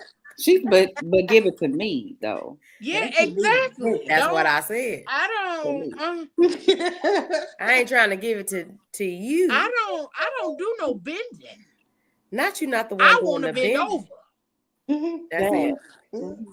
But also, this drink is kicking in, so you are making me laugh. But what also, you I drinking just be over there? wondering because, like, as my friend T-Ron say, what made you feel like this was a safe space? Why you choose me? What made you feel like this was a safe space to come have that conversation about it? I mean, you a safe space. I see. And I'm like, okay, I need to go either cleanse myself in the waters of Lake Minnetonka. Got to go over there to the lake. Or, you know, I got to figure some things out because what are we doing here? Right. I mean, there's some things I want to experience. I be so nervous in the midst of them conversations because I don't want to shame nobody. But I just be like, why you come over here with that? What made you approach me? I mean, if I ever you would flog somebody. you got to pay to play. You would flog somebody. You look like a flogger. Okay, I need a definition. What's that mean? That's the little flogger. That's the spanky thing. Yeah, it's so it can either be flat or it can have the strangles. The little different than strapping on the dildo, though. Oh yeah. That's way different. This levels to this thing. But that's the other part because do I look like I just got one on standby? Do you? You might. Yes. I think you do. Do I look like I just got a book bag with a strap on in it? Yes.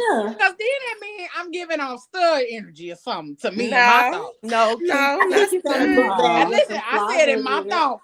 Yeah. You ain't got to put all of that on it. Huh? Leo, don't. So look, the 4 agreements, right? I ain't got to this one. What did it talk about? Don't take nothing personal.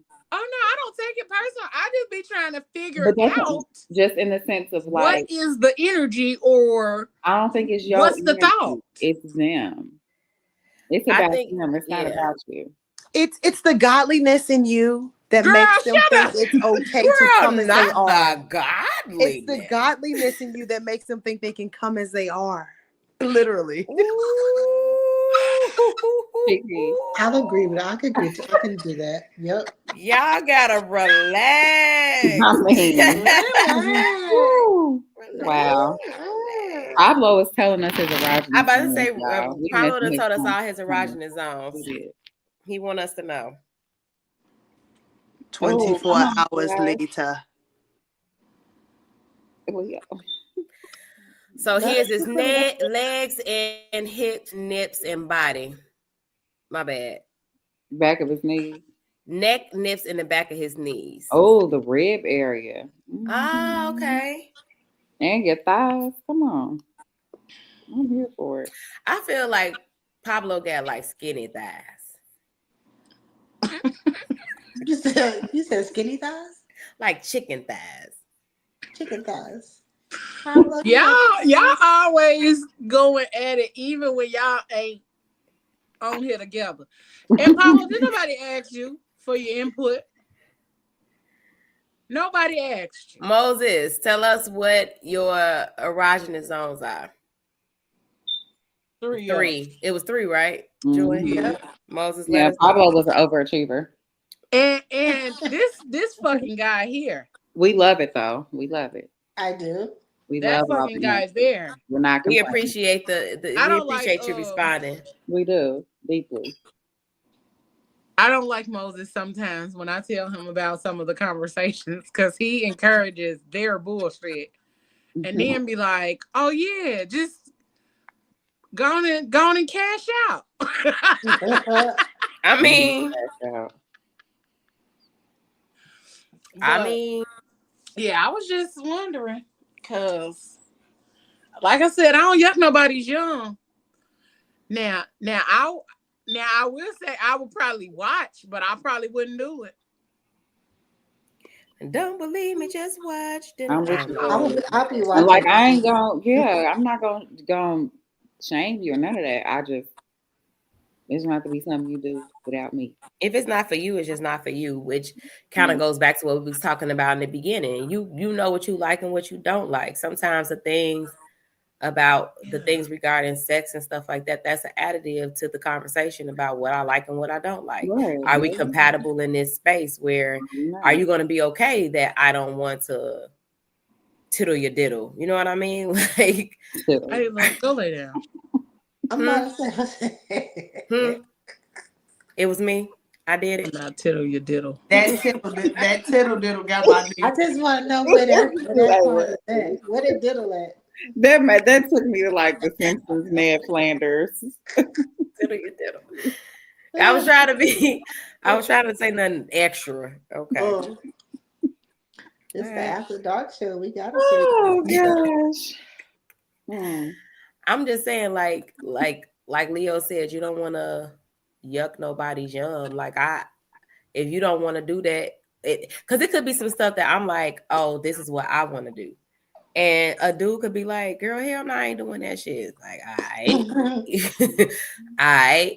So you gotta know what dude. have things to do. Oh Lord. You don't there's some twiddling and diddling going on over here. Nah, that's why he said we got things to do. That's why he be telling me to cash out.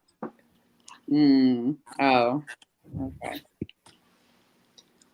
Yes, I want to talk to that person. Let them come on. Come back to the other side. Let them come on. Yeah, that would be a great show. Because I want to hear. I actually know one too. Now that I just thought about it when he said that. And I mean, I think there are still levels, right? So maybe you would do it, but maybe not with the strap on. You know what I'm saying? Like Auntie Shell was like, I would be too pumped and like, you got to get it. Because like, I just logistically ain't even able, right? So there are levels, like maybe you use a toy and maybe you're comfortable there versus me put the toy there, me put it there. Yeah. No, I'm not saying you. I'm just saying that there are levels to like pegging, right? Oh, right. I'm bad with terminology. I wonder if I could do that. I don't know. I think I'll be nervous. Well, yeah. Anytime you do something for the first time, you'll be a little nervous. I think I'll be nervous every time. Every time. Yes, not every time. I think it would get better with time. I don't think so. If y'all were having really good, like, open communication about it, just like with anything, I think typically most people are nervous the first time they have sex with somebody, right? Absolutely. And as you get to know each other's bodies and, you know, all of that, then it gets a little bit easier and then can even become like playful. Yeah. I actually want to go back to something that we said earlier about eliminating. We didn't necessarily say eliminating, but not making sex like the forefront when you're dating somebody, right? And it just made me think about how intense and how amazing sex can be when you withhold it. right? Because you have a different type of you have a different type of connection, right? So now you didn't have this you have this connection with this person, y'all enjoy each other, but then you also had a conversation about what you like, what turns you on, what you need, what gets you going. And now you're at a space, because I think once you are having those conversations, you feel safe with each other, I think the sex is a little bit more natural at that point. Because now once you get into that space of being intimate, I know what you like because you told me. And if anybody's anything like me, once you tell me what you like, I am visualizing how I can do that and what I can do to kind of make sure you're still the ultimate amount of pleasure, and hopefully you're doing the same for me. Yeah. And I think when you're having those conversations, it creates like a great sexual experience once y'all get intertwined, because it's like, now I am caressing the back of your neck because I know that's an erogenous zone for you. You're cuffing my butt cheek because you know that's an erogenous zone for me. And we may not even be in the act of sex. It could just be this part of the caress part. It could be like the intimate part. It's the non-sexual touch. The non-sexual touch. And now you're in a space where once the sex happens, because people be like, oh, I had the best sex of my life, blah, blah, blah, blah. But some of the best sex is when you are honestly intertwined with somebody on a mental and emotional level. Yeah. And people don't speak on that often, but, oh, he got good dick or she got good pussy. No. When you get into that space where you're learning that person's body and they're learning yours, and y'all are paying attention to the cues, right? Yep. It's a different type of experience to watch somebody unravel because of your touch, because you're doing this to them. And I think it's the same way vice versa, right? So I think that those, like I said, those conversations are super important, because I think a lot of times people get into situations where they're having sex and there's no context up under it. It's like, oh, I like you, you like me, you're attracted, we having a good time, now we having sex, and then you're disappointed. And that's why sex is never very not very good for most people, because they don't actually like each other. They don't have those conversations. They don't have context or a deeper understanding of the person that they're having sex with. They simply know they first name. Sometimes these folks don't even be knowing last name. That part. Or they just know the nickname. Or they just know like the bare minimum about this person, but they know that, oh yeah, I want to fuck. And so therefore they get to that, and it's not even about the enjoyment of it all no more. It's literally now I can move this notch on my belt. It's not even about the enjoyment. It's not about the pleasure. It's not even about the pleasure. It's about, I was able to perform this act. I was able to do this without necessarily fully giving pleasure, fully giving care, because that's what that part of sex is about. It's about care. Like, you have to care for somebody in order to be able to do all those things that you spoke about, Ayla. You have to care. There has to be some level of care when you are intentional about how you touch this person, about how you caress this person, how you rub this person, or because I want you to experience pleasure, I'm very intentional about understanding what is pleasurable to you. Yeah. You know, one of the things that the Master Love book talks about with sex, like we get caught up a lot of times too and get ourselves tripped up when we are really being cerebral about sex and thinking it to death. And it's the of the mind. Like, my mind needs this certain experience, and we not really. And sex is a very body thing. It's not. I mean, it's a mental thing too, but it's really happening in your body. And so I think sometimes we aren't like able to enjoy it either, because we come into it, even when we're having those conversations, we're coming into it sometimes with some preconceived notions, right? And our sexual experience from one person to the next, or from ourselves, from solo sex to partner sex, is going to be very different, right? And so we do still have to leave some openness to experience some new things and sensations, and like allow yourself some space. Yes, absolutely know what you like. Yeah.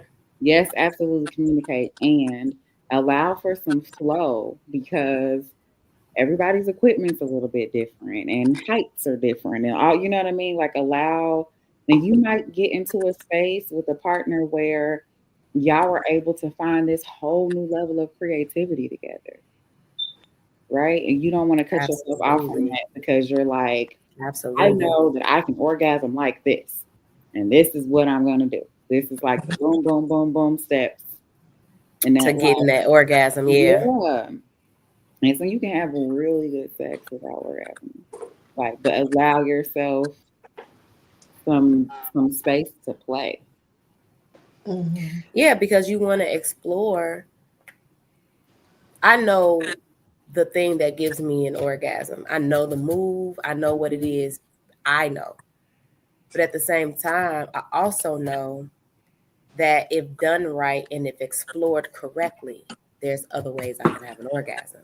There's other ways an orgasm can occur. Mm-hmm.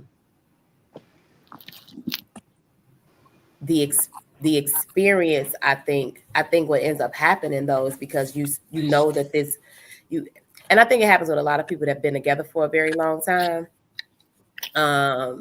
or just like we said, not really communicating about their needs and their wants.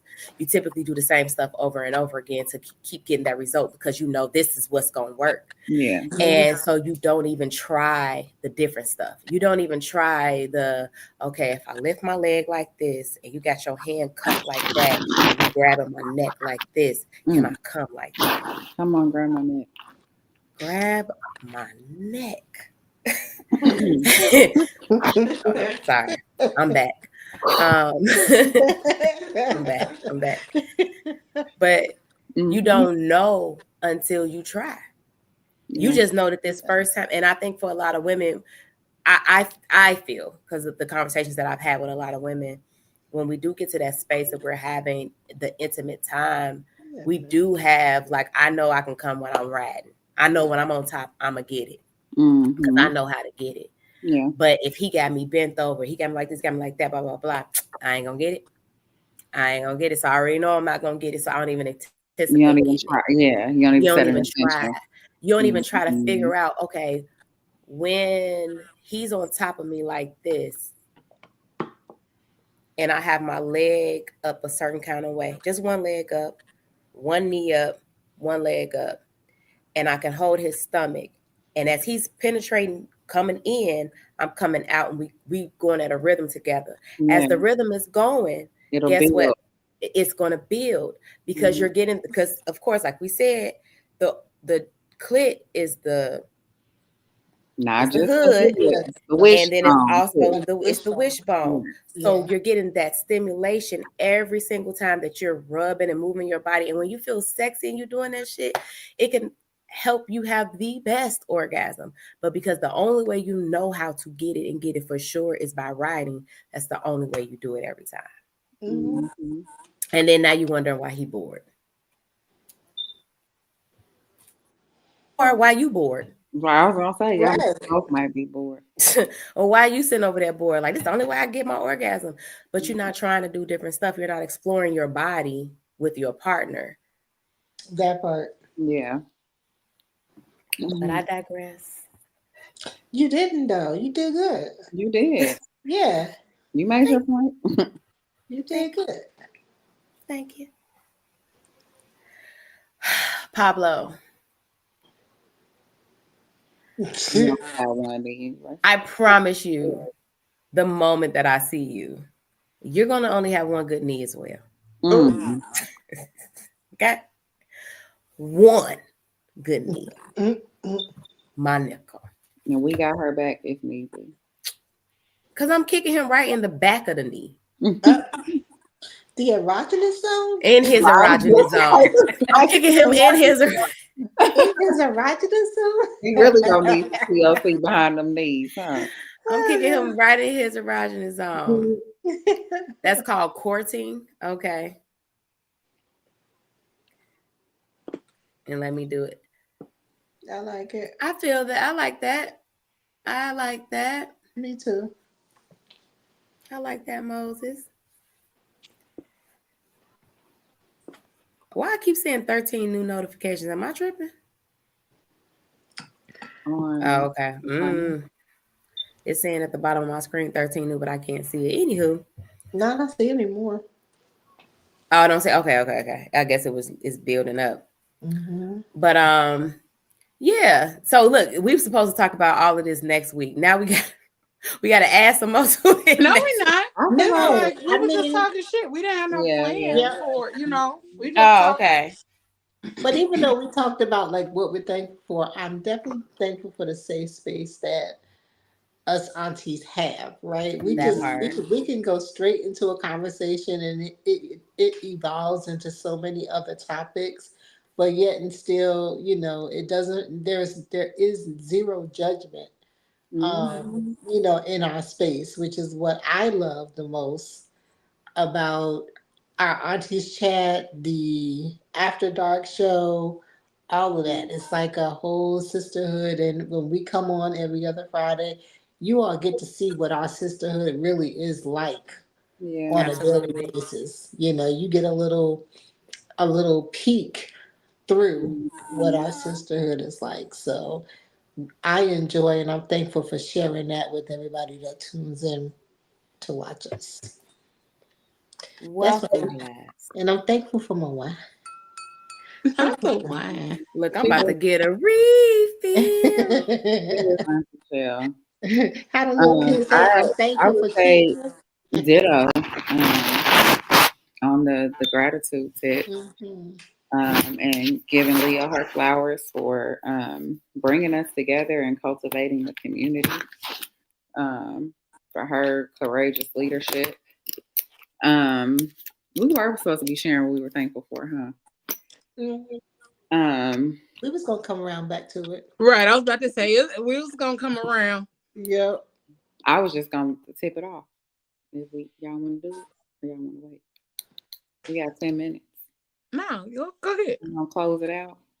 No, go ahead. I am thankful for a yes in my spirit.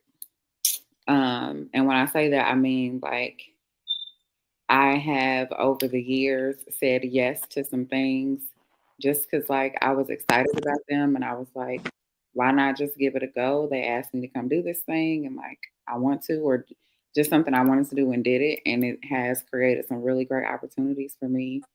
And it's things that like are filling me up. And it's not like I'm busy, but it's not things that are draining me.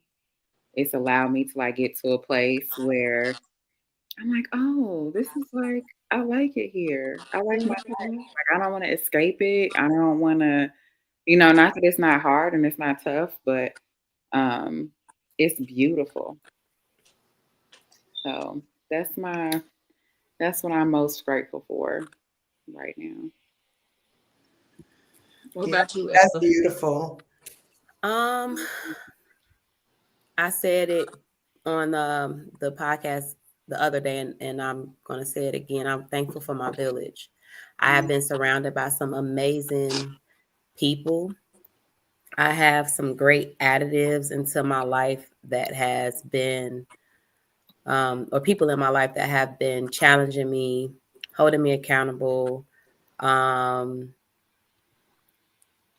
really participating in my vision.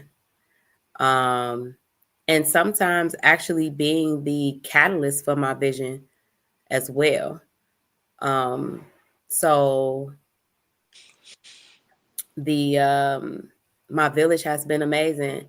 And at the forefront of my village will be my mother. I am like forever grateful for that woman. She's the she's like, you usually say like the rock or my inspiration. It's the words can't describe who this woman is to me. So my mom, I'm forever grateful for her and for God making it so that she's my mother. And you know, I'm grateful for you guys. I'm grateful for what we're building, what we're creating, the space that we are giving other people as well. Like Auntie Michelle said, the safe space that we have for each other, but also the safe space that we give other people. I love when people are watching and they say, hey, this helped me. Hey, this conversation really made me think of things a little bit differently. Like, I really appreciate what you guys are doing. And like my homegirl came in and she says it all the time. When she can't watch, she be like, dang it, because she drives buses, and she's like, dang it, I can't watch today, but I'm gonna watch. It's my favorite podcast. And she came through. She had some time. It's like, it's my favorite podcast. Like, I love hearing that and hearing that feedback. That means a lot. It tells me that we're doing something great, and I already knew we were, but to get the feedback to know that we're doing something great, I am forever grateful for that as well. So yeah, absolutely. Miss Kiki. Y'all want me to say something? Absolutely. Yes, indeed. So there's a running joke about me and gratefulness amongst my circle. And if I could turn around and show you my office, like that's my how you feeling? I'm grateful. I'm grateful. I'm great and grateful. It's a common part of my language. Because as a 41-year-old woman, I had to kind of understand life a little bit better and understand the importance of gratefulness on a daily basis for all things, giving thanks in all ways, always. So gratefulness is just kind of like a foundation of my mindset every day, because I understand that there are challenges in life, right? Like, let's just keep it real. Like, ain't nothing gonna be perfect or whatever. So it's like, I'm grateful for all of the things, but some things like in this moment that I can say I'm grateful for. I'm really grateful for you guys opening your arms, ears, and hearts to allow me to come and float with y'all. Like, it's a safe space for me as well. I can't always get on. Sometimes I'll go back and I'll listen afterwards, or I'll share it, or I'll, tell other people about the show. But it's really, really good to have a space to be able to share information, share perspectives, hear alternate perspectives as well. Because it's like, when you respect a room full of women, preferably room full of women that are around you, there's so much room to grow. Being in the field that I've been in, I've been a nurse for 20 something years now, since I was 22 years old. I'm usually sharing a lot. I'm usually kind of spearheading the conversations, and my friends are asking questions, or their families. And I don't mind. I don't mind. It's my heart to share and to help people learn and grow and heal themselves. But it feels really good to hear and see others that are doing the same things. Y'all doing the work too. You know what I mean? So I'm really, really grateful to be surrounded in this moment by you guys as well.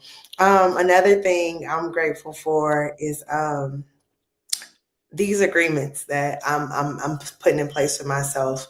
You guys are talking about reading. I'm an audiobook kind of girl. I'm neurodivergent, so I like the audiobook. And I have physical books too, but I usually get the audiobook to go along with them. And I like to listen and read at the same time. It kind of keeps my mind on track. It's a trick that I learned. And then when I'm trying to, like when I'm in theta, when I first wake up in the rising, like I put my audiobook. Sometimes you can listen to your audiobooks at 1.25. You can listen a little bit faster and absorb information a lot faster than you can any other time of day. So I'm grateful for the learnings and things, just not taking anything personal, understanding that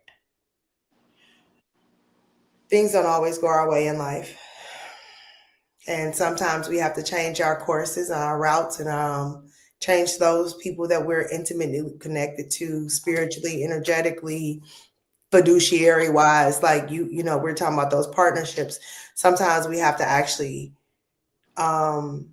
operate in true gratefulness and respect the seasons for what they are. Mm-hmm. Respecting those seasons. So I'm grateful for some beautiful seasons I've had with some beautiful friends and some beautiful business partners. But I am very aware that those seasons have come to an end. But those seasons were so fulfilling. You know what I mean? And it's like this year, I practiced the biggest form of self-respect to myself that I've ever been able to practice. And it's a saying that I have now, and it's I love you and goodbye. And for me, being with an anxious attachment style, because you have to know your attachment style. Like you got to know who you are. You got to know, you know what I'm saying? Know about your own self, but you be trying to point the finger at anybody else. I know that I love you and goodbye is a real thing, and there's so much power in I love you and goodbye to relationships with, you know, friends that just don't serve you for where you're going, you know, lovers that don't serve, you know, what you want to do long term. Jobs, you know, we be stuck in these jobs. It's like I really like y'all, but this ain't where I'm trying to be. You know what I'm saying? Like I have something like I love y'all, but I'm a peace out because I'm ascending to a different, you know, area. So I love you and goodbye is what I'm super grateful for. I'm grateful for my kids too, y'all. I gotta brag on my kids just a little bit. I got 3 amazing little humans. I'm super grateful for them. My daughter turned 22 the other day, and I was just like walking around like I pushed it back about years ago. I ain't too bad over here, you know. Yeah. So grateful for God's divine grace and guidance of me rearing children. You know what I'm saying? Like when Ayla was like, "Yeah, I want to have kids one day," I'm like, "Girl, it's a trick. It's ghetto out here. I'm trying to tell you. Hold on, just hold on." Like, yeah, motherhood is an interesting hood. it is, and I don't know if you guys saw, and I'm gonna close out on my gratefulness, but Tracy Ellis Ross, she talked about being a mother and being a woman, and she like, them ain't even the same. Like there are so many women that achieve so. Them ain't even the same. It ain't nowhere. They ain't even the same. And who put the value together? Who coupled that? Go together. Your value isn't based on your ability to reproduce or the lack thereof. You or know your desire to reproduce or the lack thereof. You may just not want to, and that's okay.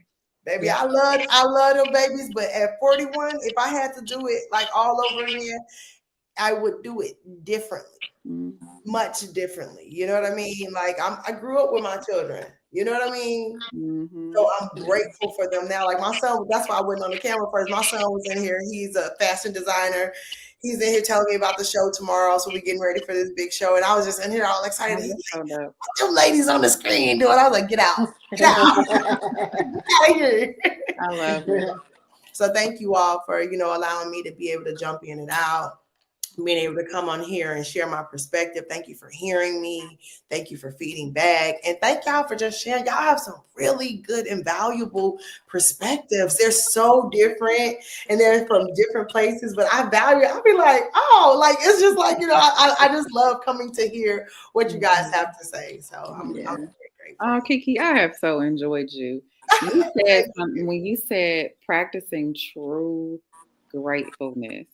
True gratefulness is like, yeah, this season's over, and not being like angry and ain't nobody got to be toxic and none of that. It's just like, this was good for me right here, and thank you.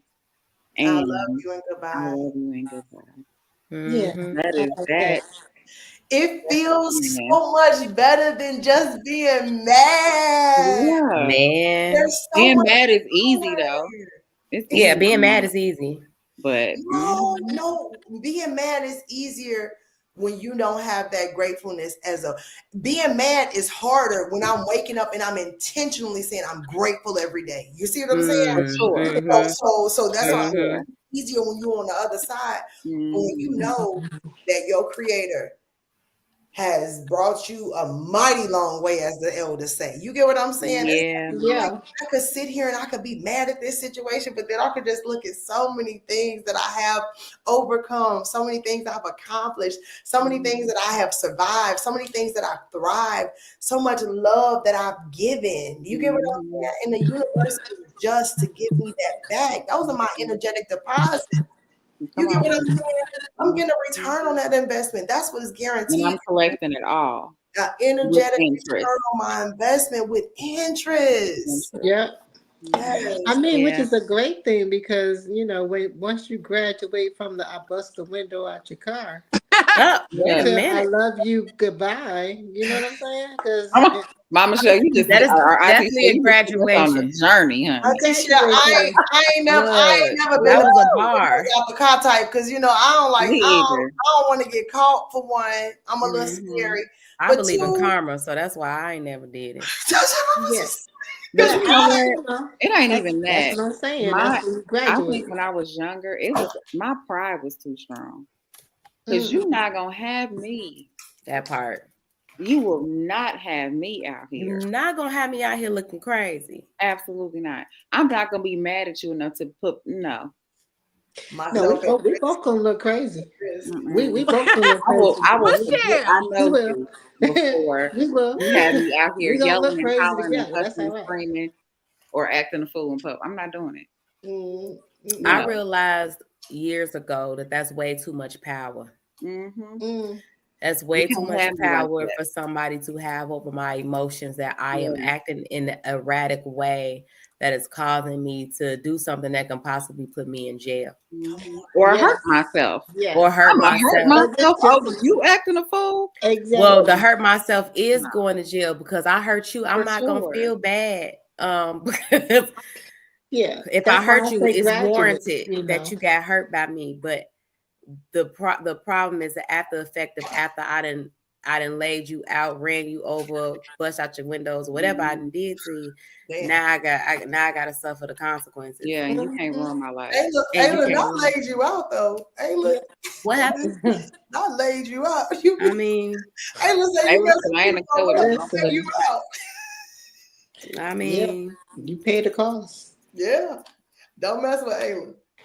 That's what I'm saying. And it's a good thing to know that you graduated from that, to go from that to saying, I love you and goodbye.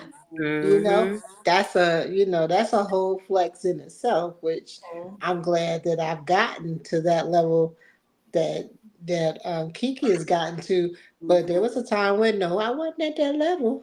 I wasn't at that level. Windows. I did some trifling stuff too. Don't get me wrong. I'm not above it. It's just not the tires on the car. I definitely in my younger years. I ain't gonna slash them. I'ma just let the air out of them. No, my ex-husband owned a barbershop, and I found out he was messing around with this girl. And I was in my early 20s. And I went in the barbershop and I unplugged all his clippers. And I went outside and threw him in his truck. That's what I'm talking about. You know, but you graduated. It's okay. The flex is I love you and goodbye. But that's the flex. Listen, it's gross. You know what I call it? Embarrassing. That was so embarrassing. But it's funny now. But that was so embarrassing. Yes. Yeah. I did petty stuff like I took the batteries out of everything. I took everything out of the house. And then we had like my brain don't even work like that. We had like I had time. I had time to think. I sat there in that shit. I sat in that working here. And then we had like our last, well, his last name or whatever. It was like in these blocks that we had. And I was able to take the blocks and rearrange the words, and it said ass, and I posted it on the wall so he could see it when he comes in. And after he saw that all the shit was gone out the house, and it was the blocks that said ass, and then there was no batteries and nothing. I think I took a couple of light bulbs. It was a situation, but it had to be done. Ooh, a petty level. I I'm gonna love it. make his life extremely inconvenient. I love It's it. just inconvenient. Take Yeah, all the that's what I fucking like to knobs do. off the That's what I stove. used to do. I remember, like I said, I ain't go slash your tires, but I let the air out of them motherfuckers. Yeah. See? I'm gonna Happily. take all the knobs off the stove. And I'm gonna wait till I know that you're All not the gonna knobs catch me off doing it. So, Mm-hmm. wow. That's wild business. Take the knobs off the stove. I'm gonna take Do you all take the the knobs off the stove. stove after you cut the stove on, but you let the gas run? No. Ayla, I'm not like that. Ayla, I ain't trying to think kill might be you, but I'm going to incriminating yourself, sis. inconvenience you. Huh? You I'm might not be trying to kill incriminating you. yourself. I've never done that. I've never Wow. done that. But when she said it, my mind went there. Yeah, no. I'm gonna take all the Don't do knobs. that, I'm gonna y'all. take all the knobs off the stove. I'm gonna take the hot and cold water spigots and take that off. And I'm gonna take the little thing that you flush the toilet with and take that off. Can't have Oh, that. you know what else you could do? Cut the water pressure off. Yep, that So too. when they go to the bathroom, and then take that knob too, because then they can't turn the Absolutely. water pressure back on. Yep. Take all the knobs off. I will take every knob out the house. Y'all, my mind is blown. Cannot have it. Mm-hmm. I just leave. No, I am gonna take leave. me I'm all gonna my leave, but stuff. I'm gonna leave with everything. I'm take leaving here me with all something. my stuff In and my Denzel stuff. voice. I'm And I leaving here just with Leave something. here with something. I'm gonna take the doorknobs off the door. Wow. I've only ever done that petty stuff that one time when I left my ex-husband. That was about it, because I just felt like I got to do something. I done went through hell. I have to do something. So that's why I did some of the things that I did. But I do remember I was with a guy before him, actually, and I left and I took all of my shoes and I took them out of the boxes. And I made a pile of shoe boxes at the door. So then the moment that he opened the door to leave, all the shoe boxes just Nice. And I had like 70 pairs of shoes. Michelle said nice. Yeah. Nice. I had like 70 pairs of shoes. And I did it. I definitely did. And see, me, I would have took all his right shoes and left. He wouldn't have had a shoe to walk with just a left shoe. Oh, I ain't touch his shoes. I took my shoes out the boxes. No, that was sweet. But he wouldn't have but the left shoe. That was sweet. Yeah, sweet. Michelle is ruthless. Auntie Michelle is the one you got to watch, baby. Ayla, you and the pilot light being on and no knobs. I would never do that. But it was the fact that you asked. It had me a little nervous. Joy, come off mute. Come off mute. She said, so do you turn the stove on with the I was over here like, homicide? No. So you Me and Auntie Michelle don't need to be sitting there talking about none of this. I was like, oh, I would never do anything like that for the people. Me either. I would never do anything like that. Me either. It's just where my brain went when she said that. I automatically thought about that. Yeah, I would never do it. The moral of the story: if somebody is taking you to such extremes, I would never do it. I would never do leave that. them alone. Just walk away. Auntie Michelle, it's the laugh. The laugh. She said, I would never do that. I would never do it. I mean, are you trying to convince me or yourself? I wouldn't. At my age right now. Okay. All right. That was the fine print. Asterisk. At my age right That's now. wild business. I feel bad because I feel like I just gave Auntie Michelle an idea. I I pray no one ever gets you upset. No, people know better now. They know. Okay. So she would never do it because she didn't train everybody. Yeah. Now she done trained and tamed. Trained and trained. Okay. They know not to F around to find out. Please don't F around and find out. What the governor of Philly say before the election? He said, F around to find out. Y'all see that? I didn't see that. I heard about it, but I didn't see it. Governor Mayor.